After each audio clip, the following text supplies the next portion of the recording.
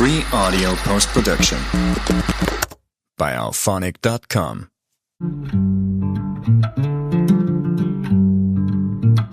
Welcome to Take It from the Ironwoman. My name is Susanne Mueller, your host and the Ironwoman. This podcast is about empowering yourself and others to make real changes in the world. You will hear from everyday, smart, sophisticated, hip people like you and me. Not everybody has to be an Ironwoman to impress the world. Together, we will learn from the sports and business leaders how you can become a more successful person as an entrepreneur or a leader. It's one step at a time, one day at a time. Take your steps now. Take your big steps now. Join me on this journey to success. Take it from the Ironwoman. We only have special guests, and today we go to Geneva, Switzerland, my home country, with Susanne Haldemann. Went to an all-girls school. I don't know, destiny meant that we met again after many years. We met last century. But I was listening to a podcast with Julia Louis-Dreyfus, and she said, when women go to all-girls school, great things are happening. So here we are, two fantastic ladies from Thun, Switzerland. Susanne, give us an insight. Hi, Susanne.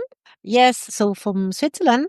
Hi from Geneva. It's a great pleasure for me to have that opportunity to make this podcast, this interview with you, Susanne. We went to the same school, and it seems like at least my friends, the girls who went with me to school, 50% became an assistant and 50% became nurses. So I don't know how that was with you, because we went into parallel schools. Oh, in my class, I really have not a lot of ideas, because what happening was when I finished the school, I left Thun almost for the bank school. So I lost a little bit the relation with my school friends. I know a few became teachers. There's one, she became a big journalist. Yeah, in the government. I lost the connection because I left Switzerland, so I lost everything. And at that moment, there were not yet internet connection. I make it totally a different way and didn't came back to Thun, so you lose the connection. Mm-hmm. You mentioned very importantly, internet was not there. I always say, like, this is the good part of the internet, so we can connect again. We met through Instagram again, and we can find each other. And with some of the people, we lost touch. But what I love from your website, it says, in addition to your love for classic photography, you delve into the realm of abstract art, transforming basic photography into captivating visual narratives. How did that start? Yeah, okay. There is a lot of many things happen in between. So finally, I came to photography. I was always somehow in a world of dreams, which I wasn't able to design. I mean, painting or something was difficult for me, but I always said I paint with my camera. And I had always that feeling when it came before I was even taking pictures with the rolls, it wasn't digital.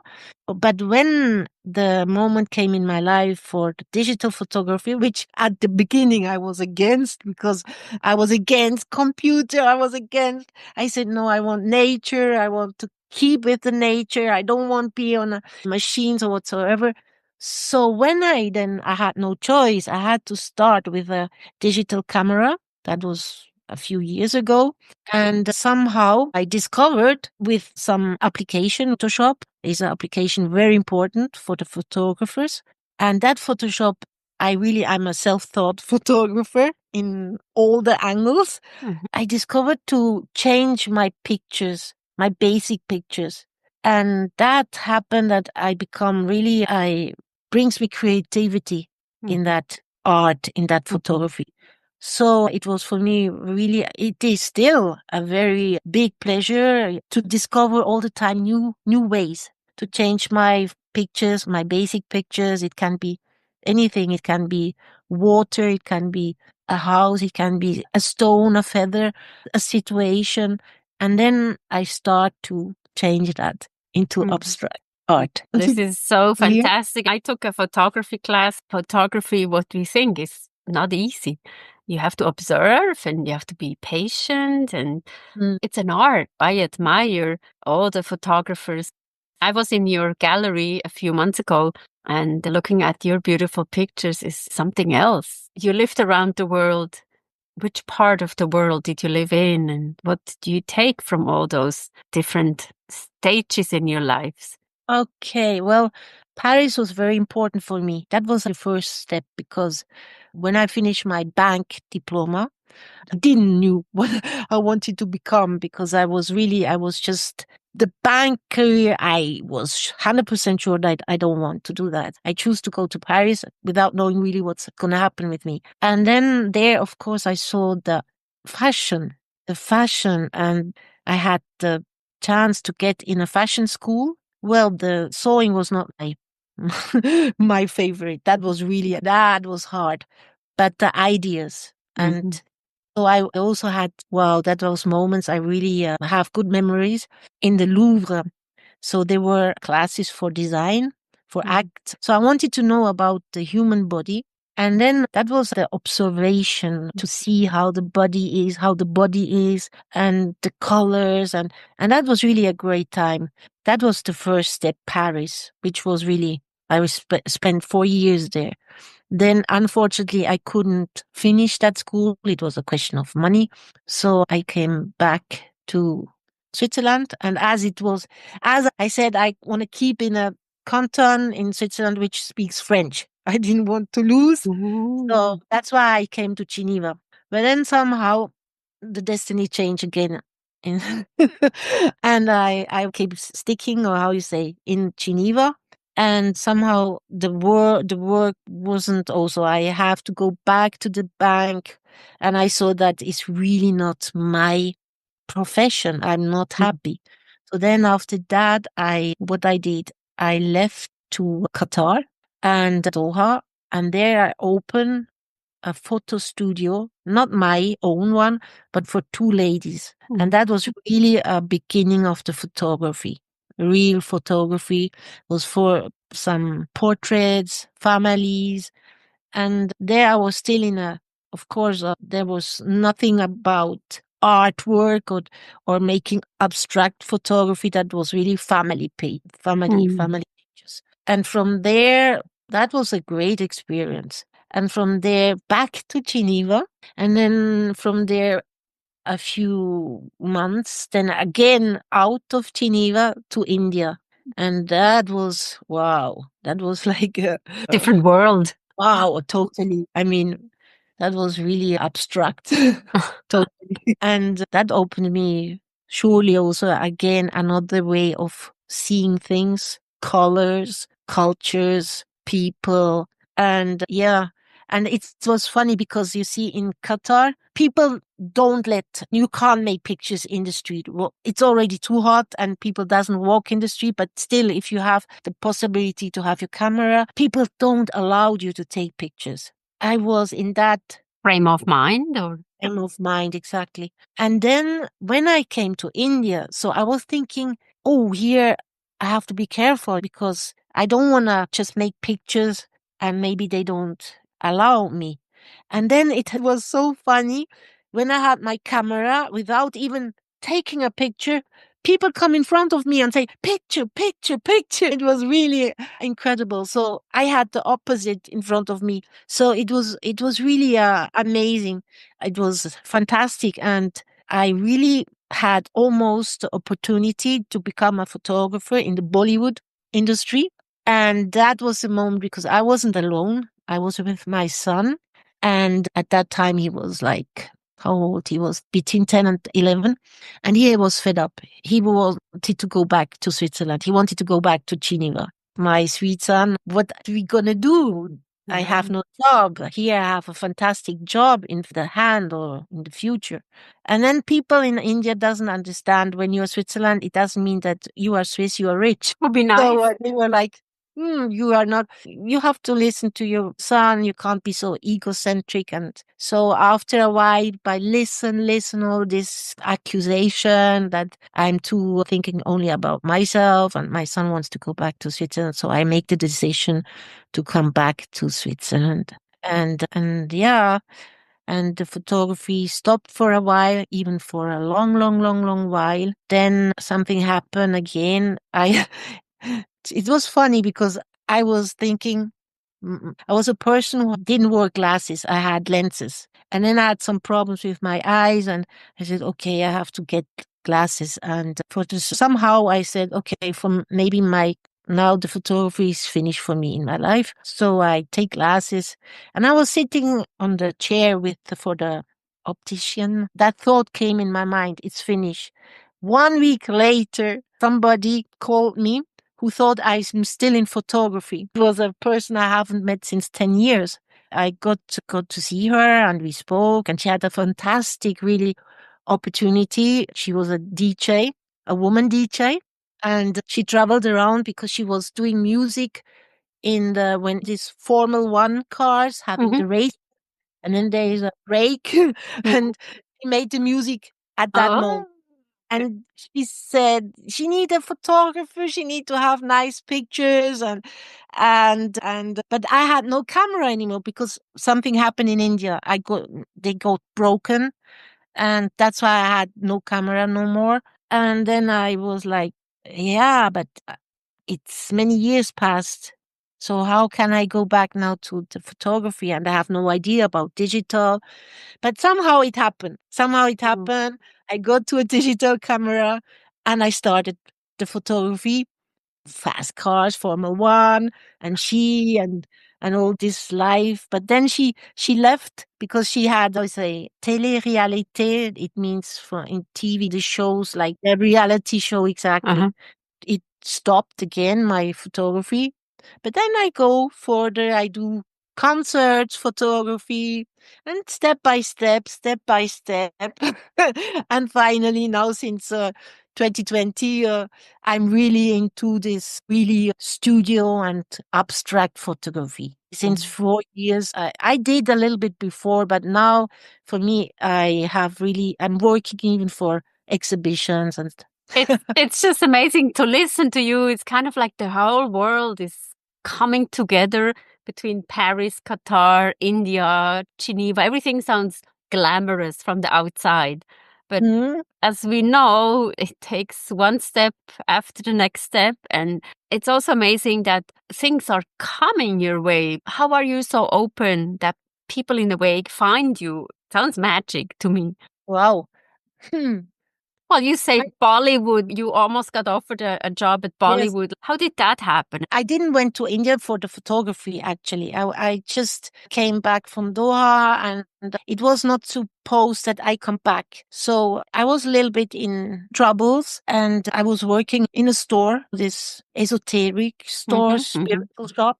And that was also very funny, but I met this leader, this spiritual master came in that shop from India. And then he showed me, it was just so clear to me, I have to go there. I was not planning that I stay over 4 weeks. For me, it was like 4 weeks I stay and then I come back because the school of my son and so on. But then as I saw that no, 4 weeks, it's impossible. You have to stay there to really learn more. And I tried to find solution for the school for my son. It was obviously that I have to stay longer. As the money also doesn't to stay longer, I started to do photography. So I met people for first fashion photography. That brings me to another person who wanted to have, because it was an Indian man who was in America. And that brought me to people. And somehow one person was very close to Bollywood.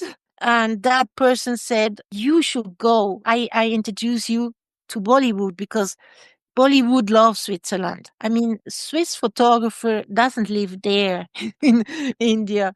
They come and go, but I was really there. I was living.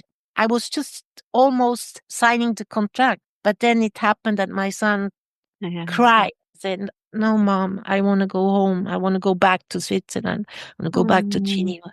So that's, yeah. But I am a kind of a person. I'm very, how is it? I'm curious Mhm. and I love people and I like to discover and if I see something, a door is open, I want to know what is behind the door, what is hidden there. So was always a little bit curious and like even food. Some people, like you must know, in Switzerland, what they don't know. I don't say everybody, but Yeah. some traditional Swiss people, if they don't know the plate, they don't eat. Yeah. And me is the opposite. I want to know. I want to discover what is that food from Asian? What is that food from Indian? What is that food Mhm. from Africa? Mhm. And Geneva is also an international place, Mhm. so you have restaurants from all kind Mhm. of nationality. So this curiosity. It seems such bohemian life that comes together with Bollywood and then the food and curiosities. It's like a nice way of a 360 in a way that comes together and that you can now put in a narrative and storytelling that comes to my mind when I'm listening to you. Mm. And your gallery is so nice. Obviously, we had a book launch there, so thank you again for this. And people who saw the event in pictures, they said, this gallery looked so cool and the floor. And what I remember is Julia and I, we were setting up, and then you said, do you need some music? And we're like, music? And then you just picked the right music. So it was this elegant, exquisite event that you kind of like it was like magic in a way. You just put that together with ease and pleasure, and it was such a success. So this is what I see in you, and hopefully you can have many more exhibits. And what's next for you? Hopefully going forward in my artwork, finding also more option for myself, to have more option to expose myself, my work. For the moment, I like behind the curtains a little bit. I do a lot for others, which I really love. It's a pleasure for me as it was. I loved it really to have that opportunity. Mm. Say something. What's happening this year in Geneva? If somebody Uh, wants to visit. Yes. Okay. Next will be the magazine. It Hmm. calls 365 Art Plus. It's a prestigious art magazine, which is printed in Japan, or it's the basic is it from Japan. So I'm waiting for that magazine coming to Geneva, working in my artwork to plan for exhibitions. And yeah, working in photography, also for the exhibition for others artists, of course, in the art gallery. I would love to have more space, more space, because as you have seen, the galleries is a small, they're nice. It's really is a special Nice. place, a little bit It's nice little, and cozy. nice and cozy. Yeah, exactly. But sometimes I love to have some performance. Really, I love to fix, and that's something I have since, wow, since I'm a child. I'm always seeing things coming together, bringing things together in the art world. Mhm. Music, dance, literature, poesy. So it seems like dreaming, storytelling, free, organizing something out of the ordinary. This is your life. Absolutely. And what do you do when you don't work? No, I think I'm always in that ambiance or in that Mhm. mood or that feeling. For me, it's like you breathe because it's so much. You have so much to see, to read, to look. There's no ending. And then you have your computer at home. And I think when I do nothing, I'm sleeping. Well, thank you so much for giving us a glimpse into your interesting life, and we wish you good luck to get a bigger space. Thank you, Susan. Thank you so much. What are you taking away from this? Two ladies who found each other again after being in all-girls school in Thun, Switzerland. Take it from the Ironwoman. We have episodes every Monday with interesting guests, people who have interesting lives. Learn with them, grow with them, ask questions, be curious. And also Take It from the Ironwoman is the book Global Business Coaching with Sports Parallels. Download it or get it in your local bookstore. And also like us on the platform where you are listening to your preferred podcast. See you next time, and bye bye.